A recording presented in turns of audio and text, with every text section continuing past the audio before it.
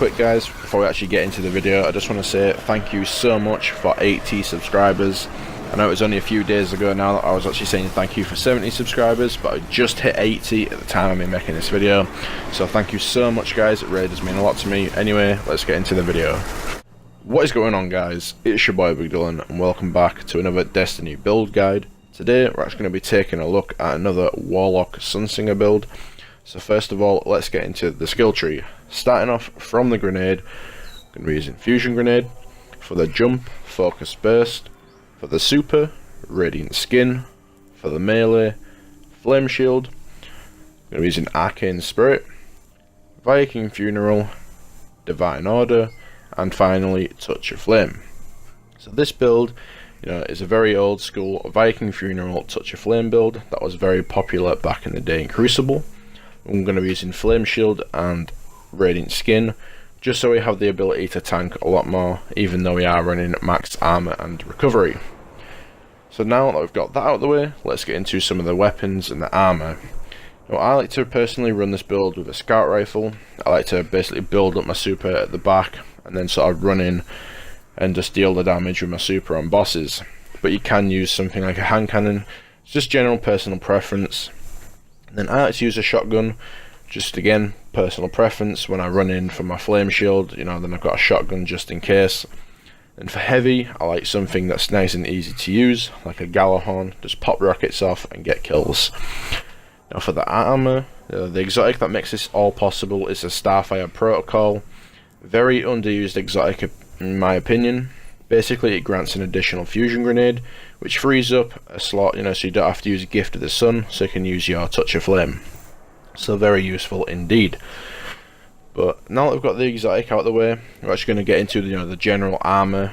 You want to focus on getting as much intellect and discipline as possible, guys. You want your super and your grenade on cooldown as fast as as possible. So I'm running tier 5 intellect and tier 5 discipline, but I've also managed to get tier 1 strength on there as well. So try and get roughly the same. But anyway, let's get into some gameplay. So now that we've got the general skill tree and the armor out the way, of the general stats of stuff that you're going to be using, let's get into some of the actual positives and the negatives of actually the build in general. So the first thing I'm going to go out there and say is be very careful when you're actually sticking enemies with your grenades. Don't get too close because you can actually blow yourself up with fusion grenades. The embarrassing thing is that I have done it before, I will admit that. So first of all, just be very careful when you're actually throwing your grenades, guys. Make sure you're not throwing them at yourself.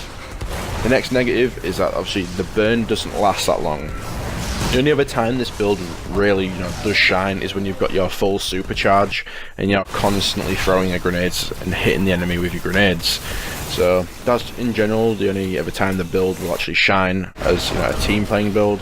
But other than that, it's just a general build. Other than when you're actually using your super.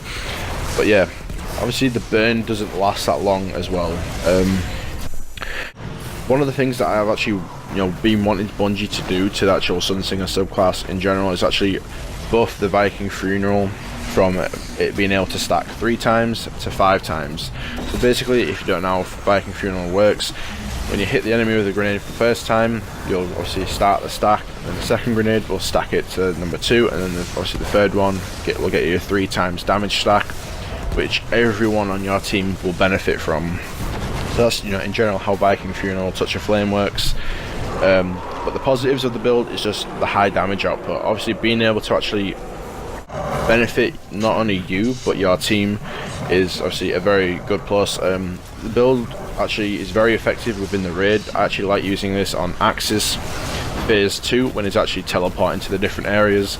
Usually on the first or the second time he teleports, I'll actually pop my super and then I'll throw all my fusion grenades at him, then my team can get a lot of damage in.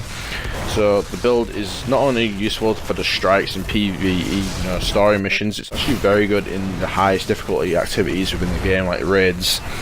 So definitely guys, it's probably one of the only team playing builds I've actually found out there for the Warlock that is actually very consistent. One thing that I will say it lacks in is obviously it's not like a tether where you can just pop your super and then deal your damage, so you're sort of like out of combat. But that's going to pretty much do it for the build guide video, guys. thank you so much for watching. If you made it this far, be sure to drop a like in the video if you enjoyed, comment any questions about the build down below, and also let me know if you're going to be giving the build a go, if you're going to be trying the build out. Also guys, subscribe to the channel for future Destiny content. I upload daily videos, so be sure to subscribe. Thank you so much for watching, and peace.